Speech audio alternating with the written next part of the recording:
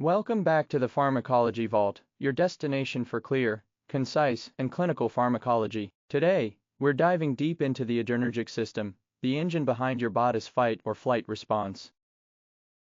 The adrenergic system is a part of the autonomic nervous system, which controls involuntary body functions like heart rate, digestion, and breathing, without you even thinking about it. Specifically, it's part of the sympathetic division, which kicks in during stress or emergencies. This system uses two powerful catecholamines, norepinephrine and epinephrine, to carry out its effects. Catecholamines are chemical messengers that prepare the body for intense physical activity. Let's talk about how these chemicals are made. The synthesis pathway starts with tyrosine, an amino acid, and goes through several steps: tyrosine, L-dopa, dopamine, norepinephrine, epinephrine. This stepwise process occurs in nerve cells and adrenal glands. Norepinephrine is released by sympathetic nerve endings, acting like a local messenger. Epinephrine is made in the adrenal medulla, the inner part of the adrenal gland, and enters the bloodstream as a hormone, affecting the whole body.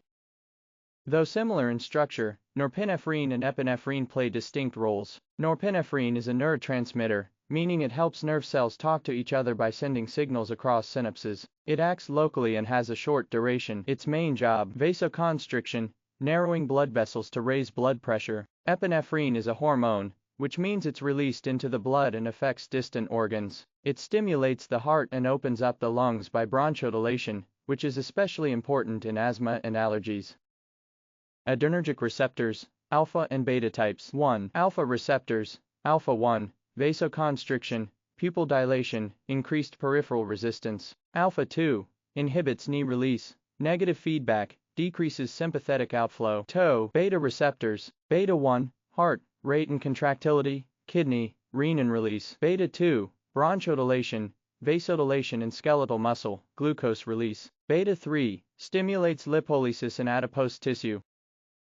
Let's begin by understanding the term. Sympathomimetics are drugs that either mimic or enhance the effects of the sympathetic nervous system, the same system responsible for your fight or flight response. In simple terms, these drugs make your body act like it's under stress, increasing heart rate, opening airways, raising blood pressure, and more. We classify sympathomimetics into three main types based on how they act. 1. Direct-acting sympathomimetics. These drugs directly bind to adrenergic receptors, either alpha or beta, just like norepinephrine or epinephrine would. Examples include alpha adrenergic agonists. These stimulate alpha receptors, causing vasoconstriction, pupil dilation, or increased blood pressure. Drugs like phenylephrine fall into this category. Beta adrenergic agonists. These target beta receptors. For instance, beta 1 agonists like dobutamine boost heart rate and contractility, while beta 2 agonists like salbutamol cause bronchodilation, useful in asthma.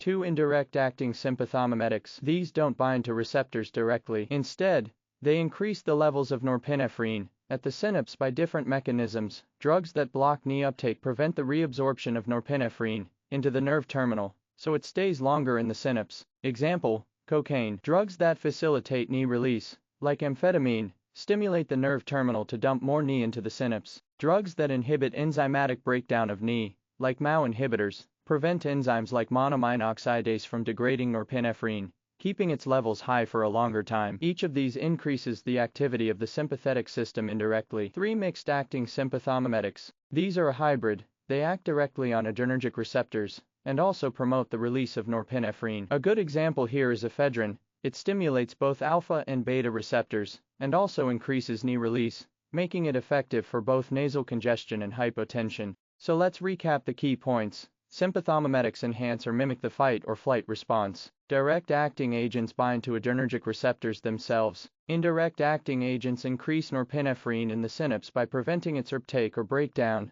or promoting its release. Mixed-acting drugs do both. They bind to receptors and boost knee release. These drugs are widely used in treating conditions like asthma, hypotension, shock, ADHD, and even nasal congestion.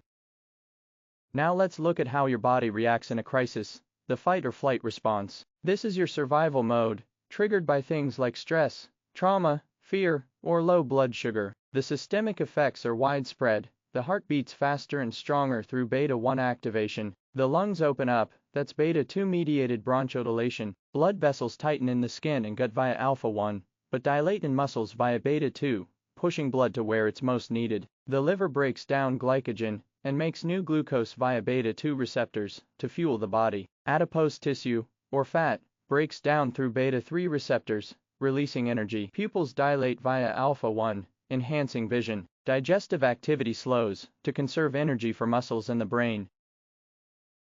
Understanding this system is essential for treating common medical conditions. We use pharmacological agents, drugs that either stimulate or block adrenergic receptors, to treat various diseases. Beta blockers, like propranolol or atenolol, block beta receptors to lower blood pressure, manage irregular heartbeats, and even reduce anxiety. Alpha blockers, like prazosin, relax blood vessels and help treat hypertension and PTSD-related nightmares. Beta-2 agonists, like salbutamol, activate beta-2 receptors to relax the airways in asthma patients. Alpha-2 agonists, like clonidine, lower sympathetic outflow, reducing blood pressure. Disorders like hypertension, panic attacks, heart failure, and even pheochromocytoma, a rare tumor that produces too much Ni, are all tied to adrenergic system dysfunction.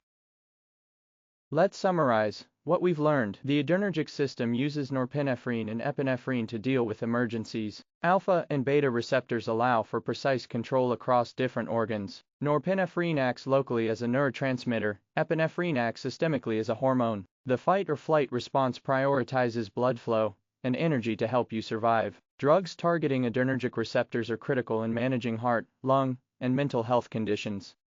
If this video helped clarify the adrenergic system for you, be sure to like, share, and subscribe to the Pharmacology Vault. Let us know in the comments if you'd like us to explain any drug class, receptor type, or disease mechanism next. Thanks for watching, and as always, stay curious and stay clinically sharp.